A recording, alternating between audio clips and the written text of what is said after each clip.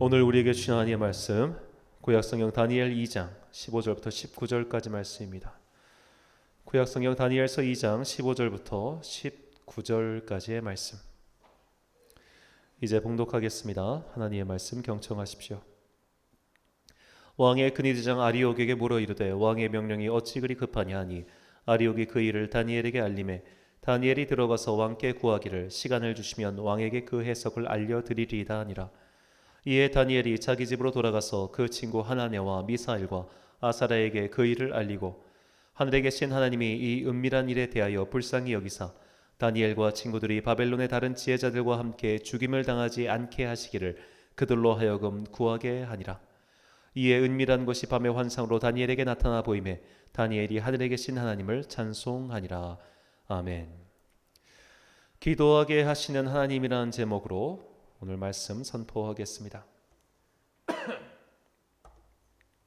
자, 오늘부터 이제 다음 주에는 성금요일이기 때문에 성금요일 말씀을 전하고 이제 2주간에 걸쳐서 다니엘의 기도에 대해서 살펴보고자 합니다.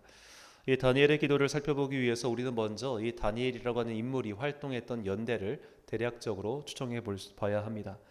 다니엘 활동 연대는 기원전 605년부터 522년, 그러니까 2년 이후까지입니다. 그러니까 페르시아의 다리오 왕이 522년에 등극했는데 그 이후에도 다니엘이 활동했기 때문에 실제로 다니엘은 아마도 100세 넘어서까지 활동했다고 보는 것이 학자들의 일반적인 견해입니다. 그리고 이제 바로 이전 본문인 다니엘서 1장이 기원전 605년경의 이야기를 다루고 있어요. 자, 이 시기가 왜 중요하냐면 다니엘이 바벨론의 포로로 끌려왔을 때 남유다 왕국은 아직 망하기 전이었다는 겁니다. 남유다 왕국은 기원전 587년에 망했기 때문에 다니엘이 끌려간 뒤로 약 15년 후에나 그 나라가 멸망하게 되죠. 그러니까 이 다니엘이라고 하는 사람이 먼저 가장 거의 초기에 끌려왔던 사람임을 우리는 알 수 있습니다. 자, 다니엘은 굉장히 입지전적인 인물입니다. 그는 두 나라에서 고위직에 올랐습니다. 포로로 끌려온 사람이 두 개의 제국에서 고위직에 올랐다는 것은 거의 역사상 유례가 없는 일이죠. 왜냐하면 보통 지금도 사실 마찬가지입니다만 정권이 바뀌면 이전 정권에서 고위직에 있었던 사람들은 대부분 다 고대를 했으면 처형이고 요즘 같았으면 다 이제 자리를 벗고 나가지 않습니까?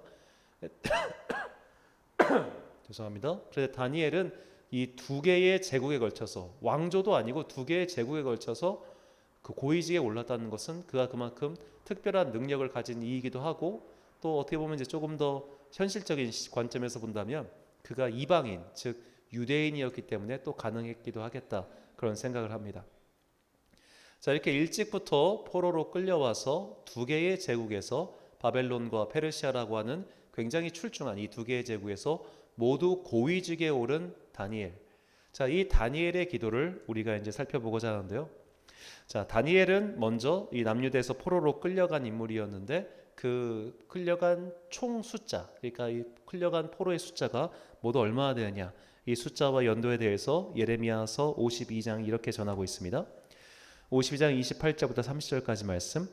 느부갓네살이 사로잡은 백성은 이러하니라. 제7년, 이게 기원전 597년이에요. 그러니까 다니엘이 끌려가기 약 8년 후죠. 8년 후에 끌려간 사람이 3023명이요. 느부갓네살 18째 해 586년에 예루살렘의 사로바자 장가가 832명이요. 이때 이제 예루살렘이 멸망했습니다. 느부갓네살의 23년에 사령관 느부사라단이 사로잡아간 유다 사람이 745명이니 그 총수가 4600명이더라. 자, 그러니까 다니엘이 끌려간 것까지 포함하면 실제로 한 5,000명 이상의 사람들이 포로로 끌려갔다는 것을 이렇게 알 수 있겠죠. 자, 그러니까 이 끌려간 사람들은 그냥 보통 일반 백성을 끌고 간 게 아니라 그 유다에 있었던 고위 귀족층 그리고 기술자들, 나라에 쓸모가 있는 그런 사람들을 끌고 갔고 다니엘도 그중 하나였다는 겁니다. 자, 이렇게 해서 다니엘이 느부갓네살에게 끌려갔는데 우리가 다니엘 1장의 내용은 다 알다시피 그가 이제 왕궁에서 어떤 특별한 소년으로 분류가 돼가지고 왕의 식탁에서 나오는 음식, 그러니까 즉 이방의 음식을 먹게 되었는데 그것을 이제 거부하죠. 그래서 다니엘이 채식주의자였다 그런 말도 안 되는 생각을 하는 사람들도 있는데 그가 채식주의자여서 그렇게 한 것이 아니고 단지 그런 그 이방의 음식, 이방 시생에 바쳐진 음식을 거부하였던 것을 우리가 알 수 있습니다. 자, 이것이 이제 어떻게 보면 유다가 멸망하기 전에 수많은 포로가 끌려가기 전의 상황이었다는 것을 우리가 염두하고 오늘 본문을 봐야 해요. 자, 오늘 본문은 느부갓네살 왕 2년, 즉 604년의 일입니다. 그러니까 다니엘이 끌려간 지 바로 2년째 되던 해의 일이었죠. 아직 다니엘과 친구들은 어린아이였을 때의 일입니다. 자, 느부갓네살이 이제 소위 말해 곤조를 부리기 시작합니다. 그가 어떤 곤조를 부리느냐? 그가 밤에 꿈을 꿨어요. 꿈을 꿨는데 그 아침에 일어나서 보니까 꿈의 내용은 기억이 안 나요. 그런데 꿈은 계속 찝찝한 상태로 그에게 남아있는 겁니다. 그래서 바벨로니아 전국에 있는 술객들, 점술사들, 박수, 그러니까 한마디로 말해 꿈을 읽고 해석할 수 있는 그런 무당 같은 사람들 전부 다 불러 모읍니다. 그리고 이렇게 얘기해요. 내가 어젯밤에 꿈을 꿨어. 근데 그 꿈의 내용이 좀 심상치 않은 것 같아. 그러니까 너희들은 그 꿈을 해석해서 나한테 바쳐. 이렇게 얘기를 합니다. 그러니까 당연히 점수사들이 물어보죠. 왕이시여, 그러면 도대체 어떤 꿈을 꾸셨습니까? 라고 물어보니까 여기서 왕이 짜증을 내요. 야, 내가 너한테 지금 내 꿈을 해석하라고 했지. 내 꿈을 너희가 지금 얘기하라고 하는 거야? 지금 시간 끌게 하는 거 아니야? 너희들 이제 다 죽었어. 이러니까 그들이 이렇게 대답하죠. 오늘 본문 2장 10절과 11절 말씀. 갈대아인들이 왕 앞에 대답하여 이르되 세상에는 왕의 그 일을 보일 자가 한 사람도 없으므로 어떤 크고 권력 있는 왕이라도 이런 것으로 박수에게나 술객에게나 갈대아인들에게 물은 자가 없었나이다. 왕께서 물으신 것은 어려운 일이라 육체와 함께 살지 아니하는 신들 외에는 왕 앞에 그것을 보일 자가 없나이다 한지라. 자, 이 말인즉 야, 여태까지 이런 거를 물어본 사람도 없고 그리고 이걸 대답할 수 있는 사람도 없어. 도대체 좀 말이 되는 소리를 좀 해. 거의 이런 식이죠. 얼마나 사실 황당하겠습니까? 무슨 이게 진짜로 우리 드라마에서 봤던 궁예가 누가 기침 소리를 내었는가 그런 식으로 정말 완전 어거지를 부리고 이 어거지에서 어떤 말을 해도 죽을 수밖에 없는 관심법으로 봤다는 그런 완전 외통수 같은 상황이었어요. 그래서 다 죽게 생겼는데 자, 이때 어린 다니엘이 왕의 근위대장 아리옥을 불러다가 상황을 묻습니다. 도대체 무슨 일이 벌어졌습니까? 그러니까 여차여차 이런 일이 벌어졌어요. 그러니까 다니엘이 왕을 찾아가서 왕이시여 제가 꿈의 내용을 맞춰 드릴 테니 잠시 며칠간만 유예를 주십시오 라고 말을 합니다. 자, 그리고 하나님께서는 다니엘에게 이제 기도를 하게끔 하시죠. 본문 18절 말씀입니다. 하늘에 계신 하나님이 이 은밀한 일에 대하여 불쌍히 여기사 다니엘과 친구들이 바벨론의 다른 지혜자들과 함께 죽임을 당하지 않게 하시기를 그들로 하여금 구하게 하니라. 아멘. 자, 이 구하게 하니다라는 단어가 굉장히 독특합니다. 이 히브리어는 베아인데 이 구약 성경에서 12번 사용되었고 흔치 않은 단어예요. 이 단어의 뜻은 요구하다, 찾다라는 뜻입니다. 자, 다니엘로 하여금 하나님을 찾도록 하나님께서 요구하신 겁니다. 이 말인즉 지금 다니엘로 하여금 이 문제 앞에서 기도하게끔 하나님이 만드셨다는 거예요. 다니엘로 하여금 기도하게끔 하나님께서 만드셨다. 자, 그런데 아까 말씀드렸다시피 이 하나님께서 기도하게 만든 이 다니엘의 상황과 이 하나님의 기도의 요구, 이 두 가지 속에서 우리는 오늘 우리에게 주시는 하나님의 메시지가 무엇인지 발견할 수 있습니다. 먼저 첫 번째로 민족을 위하여 다니엘을 기도자로 세우신 것이죠. 자, 아까 말씀드렸지만 다니엘은 1차 포로, 그러니까 3,000명 가까이 끌려온 1차 포로보다 10여 년 이상 앞서서 포로로 끌려왔습니다.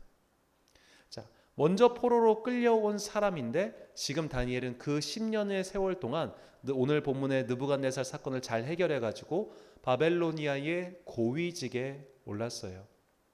먼저 끌려간 사람이 포로로 끌려간 그곳에서 고위직에 오르면 뒤에 오는 사람들은 어떻게 되겠습니까? 조금 더 적응하기가 수월하겠죠. 우리가 이제 1차 포로로 끌려간 선지자가 에스겔입니다. 그러니까 에스겔은 다니엘보다 조금 늦게 끌려갔어요. 근데 이 에스겔서의 상황을 보면은 나름 끌려간 유대인들이 공동체를 이루고 자유로운 종교 생활을 하고 있는 것을 볼 수 있습니다. 그러니까 포로 생활이라는 말이 붙어 있지만 그들이 무슨 아우슈비츠 강제 수용소처럼 그런 대우를 받으며 살고 있지는 않았다는 뜻이에요. 그러니까 이집트에서 생활했던 노예 생활과는 비교할 수 없을 만큼 훨씬 더 많은 자유를 누리면서 바벨론에서 있었다는 겁니다. 물론 이것에 대한 인과관계가 성경에 명확하게 나오고 있지는 않지만 저는 추측하기로는 다니엘과 같은 먼저 끌려간 사람들이 그 바벨로니아에서 중용받았기 때문에 그의 민족들이 상대적으로 좀 평안을 누리지 않았나 그런 생각을 해봅니다. 자, 그렇다면 하나님께서 오늘 다니엘로 하여금 기도하게 하신 이유가 나오는 거죠. 바로 그를 민족을 위한 기도자로 세우기 위함이셨습니다. 앞으로 이제 너의 민족들이 이제 나라가 곧 망해서 다 끌려올 터인데 네가 먼저 기도자로 서 있어서 네가 먼저 기도자로 서 있는 동안 이 나라에서 영의 깃틀, 믿음의 틀을 마련해 놔야 뒤에 오는 사람들이 그 안에서 조금 자유를 누릴 거 아니니 그러니 너는 민족을 대표해서 민족을 위하여 기도하라라는 기도의 대표자로 다니엘을 세우셨다고 저는 그렇게 해석을 해봅니다. 자, 오늘 이런 기도자의 사명, 즉 민족을 대표하는 기도자의 사명이 우리에게 없다고 말할 수 없습니다. 모든 부름받은 성도들은 국가와 민족, 즉 내가 속해 있는 사회 공동체의 거룩한 변화를 위하여 노력하고 기도해야 됩니다. 다시 말씀드리자면 모든 그리스도인들에게는 내가 속해 있는 사회 공동체를 위한 기도의 의무가 있다는 겁니다. 최근에 제가 오늘 그 국민일보 기사에서 봤는데요. 평신도, 일반 평신도들에게 요즘 이제 한창 기독교계에서 화제가 되는 차별금지법 제정에 대해서 설문조사를 해봤습니다. 일반 평신도 대상으로 한 설문조사에서 차별금지법의 제정에 찬성하는 게 6, 반대하는 게 4예요.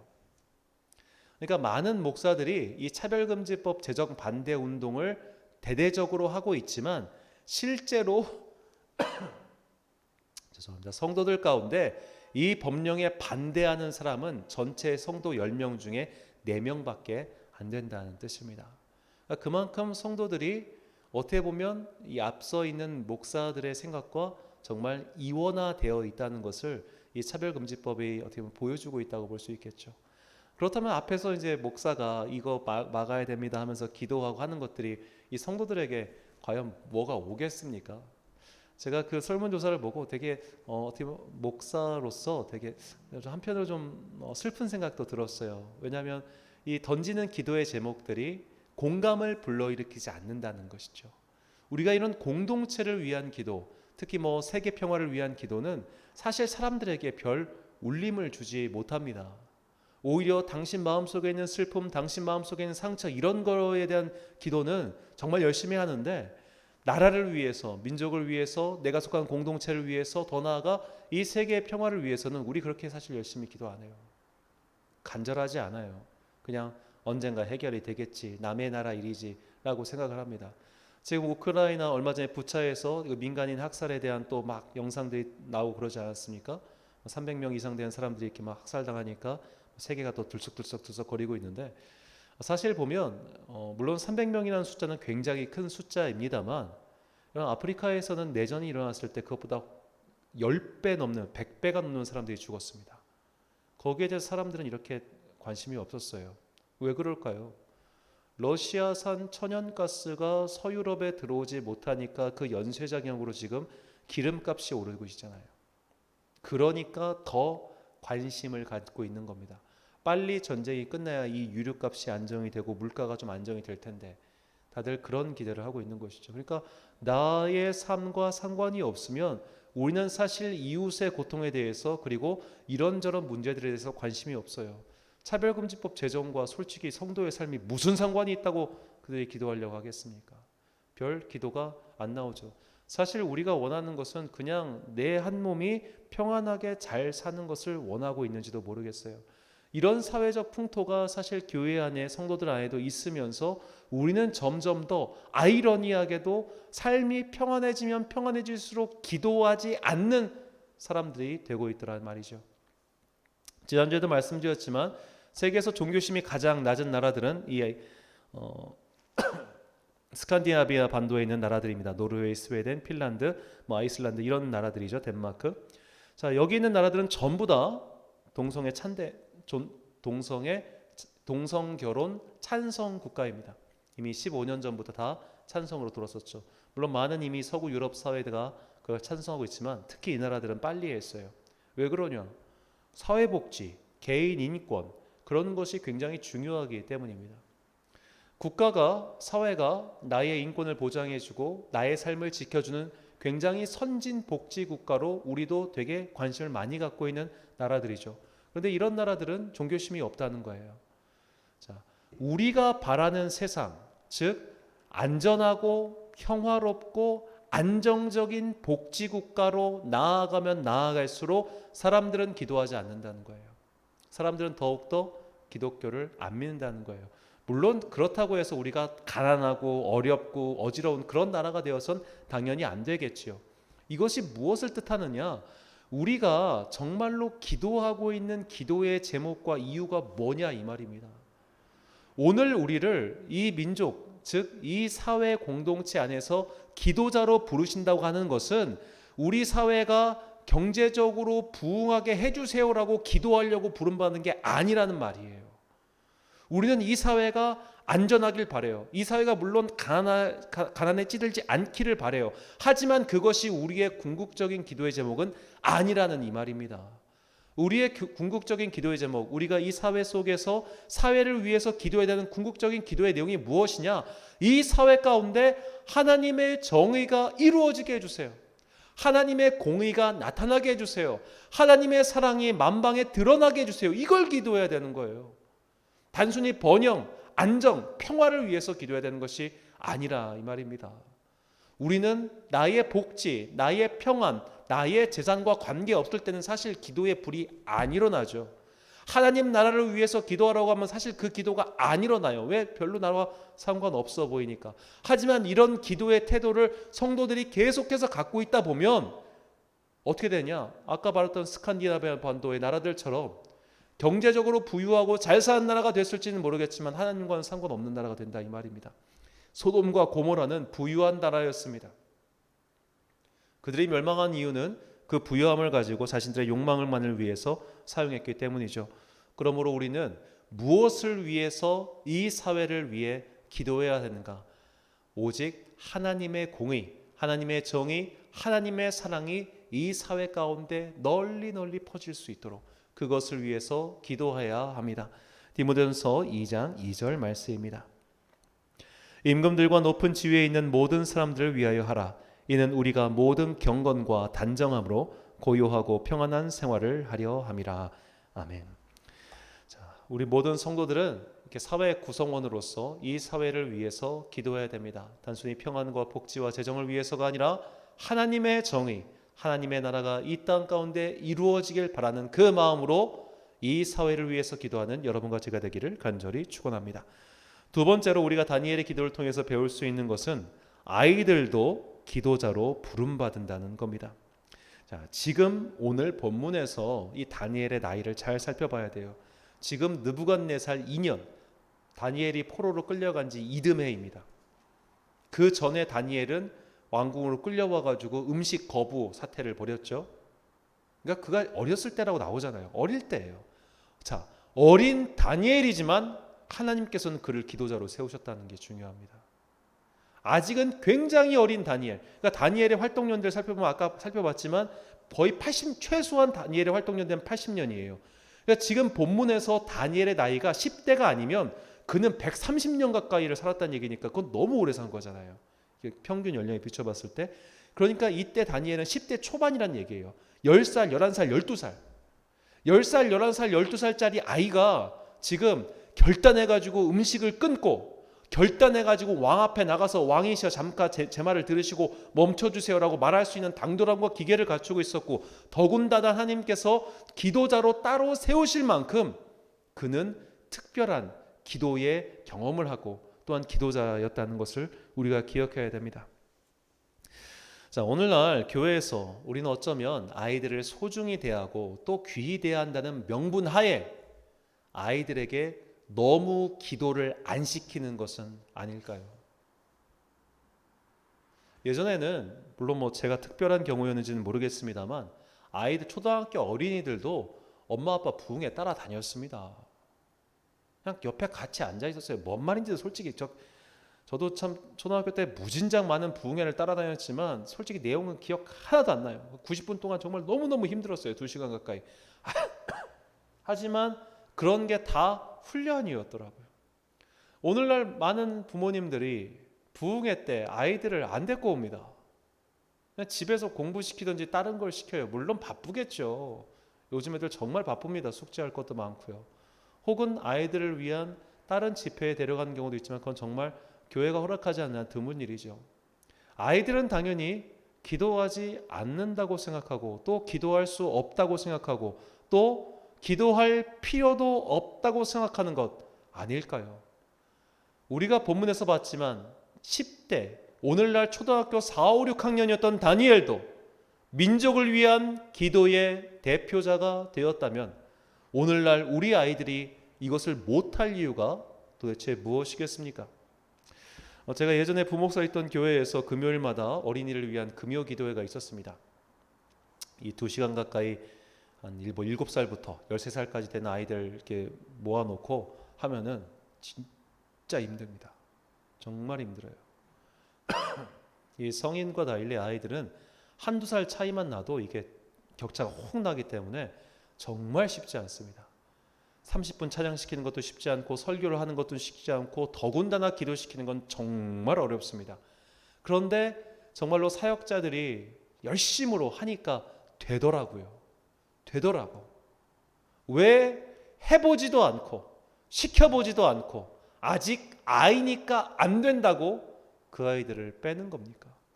아이들도 충분히 어린 아이들도 기도의 대표자가 될 수 있습니다. 하나님께서 그들을 기도자로 세울 수 있습니다. 그러니 기도의 훈련을 막지 마십시오. 너는 아직 그럴 때가 아닌 것 같아. 너는 지금 공부해야 될 때인 것 같아. 물론 공부 당연히 해야죠. 그건 너무나 중요한 일입니다. 그러나 사실 이 시간에 정말 걔들이 공부합니까? 게임하지? 우리가 진짜 냉정하게 한번 따져보자 이 말이죠. 그렇게 해서 아이들이라고 기도해서 빼주면 그 아이들이 성인이 되면 기도할 것 같습니까? 안 해요. 어릴 때부터 가능합니다. 충분히 가능합니다. 물론 이것이 강요나 억압이 되어서는 절대로 안 되겠지만 적어도 그 가능성을 부모가 차단하면 안 된다는 거예요. 분명히 기도할 수 있고 분명히 거듭날 수 있고 무엇보다 그는 위대한 기도의 대표자가 될 수 있습니다. 우리가 이것을 꼭 기억하고 우리의 자녀들, 우리의 주변의 아이들을 기도자로 세우기 위한 그런 믿음의 훈련을 계속해야겠지요. 시편 8편 2절 말씀입니다. 주의 대적으로 말미암아 어린아이들과 젖먹이들의 입으로 권능을 세우시며 이는 원수들과 보복자들을 잠잠하게 하려 하심이니이다. 아멘. 마지막으로 우리는 다니엘의 기도를 통해서 영의 안테나를 높게 세워야 한다는 것을 깨달아야 됩니다. 그때 느부갓네살 1년 원년의 포로로 끌려간 사람들 중에 다니엘과 그의 친구들만 있었겠습니까? 4명만 끌고 왔을 리는 없잖아요. 적어도 꽤 많은 사람들이 그들과 함께 끌려갔을 겁니다. 그런데 하나님께서는 그 중에 다니엘을 부르셔서 기도하게 하셨어요. 이 말이 무엇이냐? 거기 있던 사람들 중에 다니엘이 가장 영적으로 민감한 사람이었다는 뜻입니다. 자, 우리가 라디오를 수신할 때 이 라디오를 이렇게 터널 같은 데 들어가면 수신이 안 되지 않습니까? 방해가 되니까. 마찬가지로 내 영이 민감하지 않으면 여러 가지 방해 때문에 그것이 하나님의 뜻이 수신이 안 돼요. 오늘날 이 세상 속에서도 하나님께서는 분명히 우리에게 여러 가지 기도의 제목, 기도의 주제를 던져주고 계십니다. 눈을 조금만 돌려보면 온통 기도할 제목들이에요. 이 땅 가운데 하나님 나라가 이루어지도록 그 기도의 주제를 세우고 나면 정말로 기도할 것이 다 천지사방에 다 기도할 제목이지 않습니까? 이웃집에 어떤 사람을 위해서 기도할 수도 있고 길 가다가 보니까 저 병든 사람들을 위해서 기도할 수도 있고 지쳐 보이는 사람들을 위해서 기도할 수도 있고 하다못해 저기 저 수고하고 있는 공무원들을 위해서도 기도할 수 있잖아요. 다 기도의 제목들이 많다 이 말이죠. 그런데 그런 기도의 제목들을 내가 캐치해내기 위해서는 나에게 무엇이 필요하냐? 영적인 민감도, 하나님의 메시지를 수신할 수 있는 그런 영적인 민감도가 필요하다는 겁니다. 아까 말씀드린 것처럼 터널에 들어가면 자동차 라디오는 수신이 안 돼요. 그런데 핸드폰으로 4G 통신은 되더라고요. 5G 통신은. 얘가 훨씬 더 민감하니까. 자동차는 둔감하니까 안 되는데. 우리가 어떠한 상황에 처해 있더라도 내 영적인 안테나를 민감하게 세우면 하나님의 말씀이 들려요. 하나님의 메시지가 떠올라요. 하나님께서 우리에게 원하시는 기도의 주제가 오늘 우리에게 분명히 떠오른다 이 말입니다. 그러므로 정말로 내가 중요한 것은 하나님께서 지금 나를 기도하게 시키시는구나. 하나님께서 정말 내가 기도자가 되기를 원하시는구나. 그러기 위해서 내가 오늘도 영적인 안테나를 높게 세우고 하나님의 말씀을 수신하며 살아야 된다는 것이죠. 이런 삶을 살기 위해서 중요한 것이 바로 매번의 예배와 기도의 시간입니다. 내가 오늘 드리는 이 기도의 시간, 내가 오늘 드리는 이 예배의 시간을 하찮게 여기는 사람은 결코 영적인으로 민감한 안테나를 세울 수가 없습니다. 그 명확한 사례를 보여주는 사람이 바로 사무엘과 홈리 비느하스 형제예요. 자, 나중에 사무엘상을 할 때도 여러분 드린 말씀이 있습니다만 이 홈리와 비느하스 그리고 사무엘은 사실 나이 차이가 얼마 나지 않았습니다. 성경에 보면 이 둘 다 히브리어 나알을 사용해요. 나알은 20대 이전에 청소년기 아이들을 쭉 가리키는 말인데 그 말인즉 사무엘이 만약에 10살이다. 그럼 얘네들은 최소한 17, 18은 됐다는 얘기예요.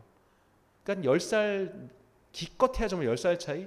그 정도 차이 나는 아이들이었습니다. 그런데 홈리와 비느하스는 예배를 멸시했어요. 사무엘은 그렇지 않았어요.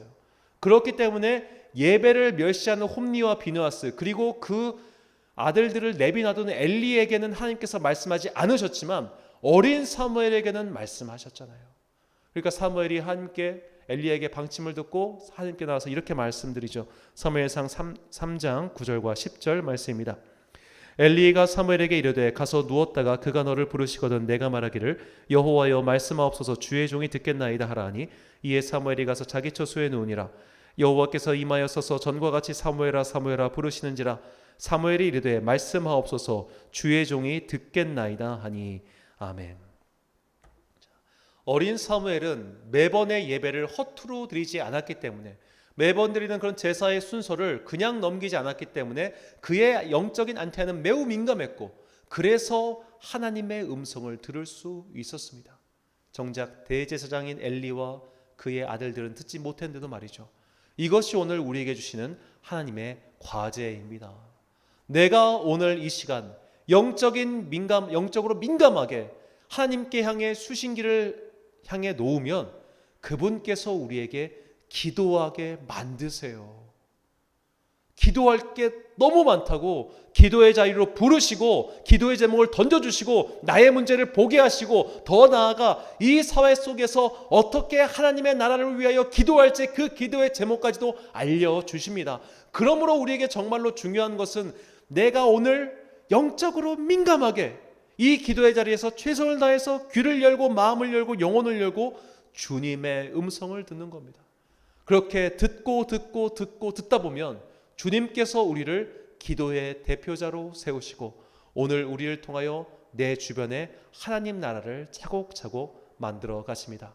이렇게 놀라운 기도의 제목으로 이렇게 놀라운 기도의 도구로서 주님께 쓰임받는 우리 모두가 되시길 간절히 축원합니다. 우리 함께 찬양한 후에 기도하겠는데요. 따스한 성령님 마음으로 보내 이 찬양 올리신 후에 함께 기도하겠습니다.